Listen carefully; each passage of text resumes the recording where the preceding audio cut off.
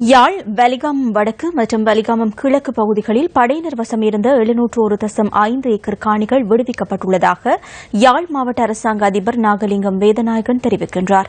காணிகள் விடுவிக்கப்பட்டமை தொடர்பில் அறிந்ததை அடுத்து தமது காணிகளை பார்வையிடுவதற்காக பெரும்பாலான மக்கள் இன்றைய தினம் சென்றிருந்தனர்.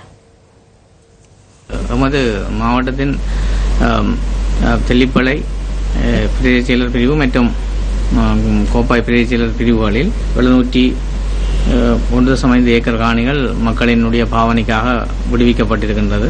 காங்கேசன்துறை தெற்கு, பழவீவன் கிராமம் வடக்கு, தையிட்டி தெற்கு ஆகிய பிரிவுகளிலே 113.5 ஏக்கர் காணியும், பலாலி தெற்கு, பலாலி கிழக்கு, பலாலி வடக்கு ஆகிய பிரிவுகளிலிருந்து 255 ஏக்கர் காணிகளும் மற்றும் வளலாய் பிரிவிலே 133 ஏக்கர் காணிகளுமாக மொத்தமாக 701.5 ஏக்கர் காணிகள் விடுவிக்கப்பட்டிருக்கின்றன.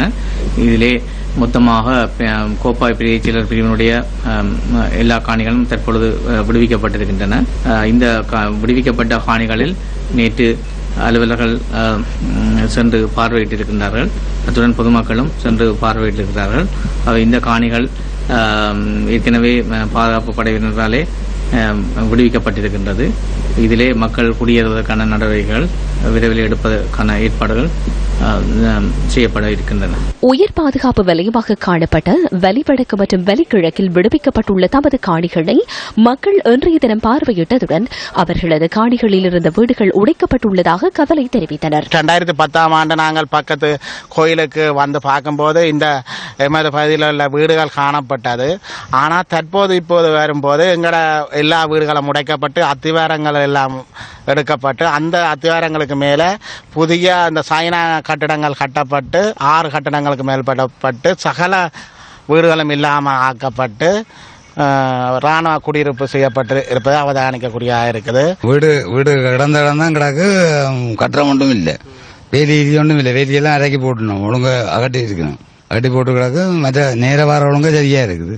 மற்ற எங்களுக்கு 4 பக்கம் சுத்த ஒரு 4 பக்கம் ஒழுங்கா இருக்கு. நடதான் எங்கள்ட காணி விட்ட இடம் சந்தோஷம், விட்டதே பெரிய புண்ணியம். அது என்னமாவது கிடைச்சிது, இதுவும் கிடையாம இருந்திருக்குமே. இனி நாங்கள் கட்டிய போயிட்டு எங்களால் இயலாது வந்து பார்த்து கொண்டு போக வேண்டியா. நேற்றைய தினத்திலிருந்து இந்த வலிகாமம் வடக்கு உயர் பாதுகாப்பு வலயங்கள் சிறு பகுதி விடுவிக்கப்பட்டிருக்கின்றது. ஏற்கனவே கடந்த காலத்தில் இருந்த மஹிந்த ராஜபக்சனுடைய அரசாங்கம் விடுவிப்பதாக தெரிவிக்கப்பட்டிருந்த அந்த நிலப்பரப்புகள் தான் இப்பொழுது விடுவிக்கப்பட்டுக் கொண்டிருக்கின்றது. ஆனால் குறிப்பாக இந்த எங்களுடைய அந்த இடம்பெயர்ந்த மக்கள் இருக்கிற நிலம்புரி நிலையங்கள் இருக்கிற மக்களுடைய காணிகள் இன்னும் விடுவிக்கப்படவில்லை. அவர்கள் தொடர்ந்தும் நிலம்புரி நிலையங்களில் வாழ்வதற்கான வாய்ப்புகள் தான் இருக்கின்றது. தற்பொழுது விடுவிக்கப்பட்டிருக்கிற பிரதேசம் ஏறத்தாழ 600 ஏக்கர் விடுவிப்பதாக சொல்லியிருக்கின்றார்கள். ஆனால் தற்பொழுது அந்த விடுவிக்கப்பட்ட பிரதேசங்கள் அளப்பதற்கான நடவடிக்கைகள் நடந்து கொண்டிருக்கின்றது. அதன் பின்புதான் உண்மையான காணியின் அளவுகள் தெரிய வரும். ஆனால் மக்கள் பலரும் இங்கு வந்து ஏமாற்றத்துடன் சென்று கொண்டிருக்கிறார்கள். என்னென்றால் அவர்களுடைய பெரும்பாலான மக்களின் குடியிருப்புகள் அனைத்துமே உயர் பாதுகாப்பு வலயத்துக்குள் தான் அடங்குகின்றது. இந்த மயிலிட்டி, தையிட்டி, பலாலி போன்ற பிரதேசங்கள் உடனடியாக விடுவிக்கப்படணும். ஏனென்றால் அங்கு இருக்கிற மக்கள் தான் இடம்பெயர்ந்து இந்த நலம்புரி நிலையங்களிலும் தனியார் வீடுகளிலும் 25 வருஷங்களாக தொடர்ந்து கஷ்டப்பட்டு கொண்டிருக்கிறார். இந்த விடப்பட்டது கூட சரியான தகவல்கள் வெளியில விடப்பட இல்லை. பிரதேசத்தை சரியா இனம் காண முடியாம இருக்கின்ற 25 வருஷமா காடுகள் எல்லாம் மூடப்பட்டு இருக்கு.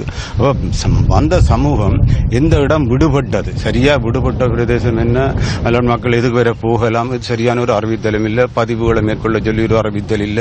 இதேவேளை ராணுவத்தினர் நிலை கொண்டுள்ள காணிகளை விடுவித்து உரிமையாளர்களிடம் கையளிக்கப்படுவது தொடர்பில் ராணுவ ஊடக பேச்சாளரிடம் நாம் வினவினோம். காணிகள் விடுவிக்கப்படுவது தொடர்பில் இதுவரை தமக்கு உத்தியோகபூர்வமாக அறிவிக்கப்படவில்லை என ராணுவ ஊடக பேச்சாளர் ஜெயநாத் ஜவேர நியூஸ் ஃபர்ஸ்டுக்கு தெரிவித்தார்.